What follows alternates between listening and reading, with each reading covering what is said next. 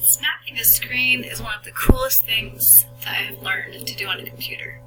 It saves you a lot of time. Before I learned how to snap a screen, I often had to look at two windows side by side, and I spent a lot of time positioning them and sizing them.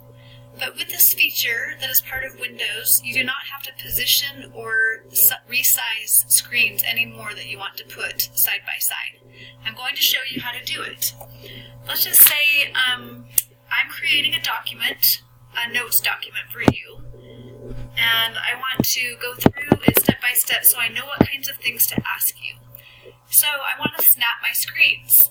The way I want to snap my screen is click on the top of the window that I want to drag to the side.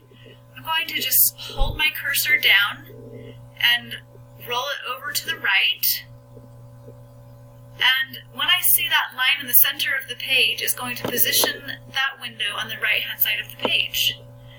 And then I can easily position another one of my windows right next to it. I didn't have to do anything but move it. I hope that made sense. I'm going to do it one more time. So I'm going to go ahead and make that big, or put that in its initial position.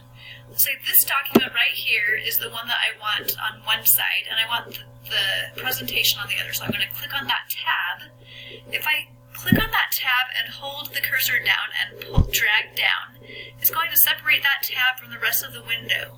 And then when I pull it over to the right, and I see that almost invisible line in the center of the page and let go, it places it exactly on the right-hand side of the screen. And then all I need to do is click on the other window that I want open, and voila! I have snapped my screen. I hope you find that helpful.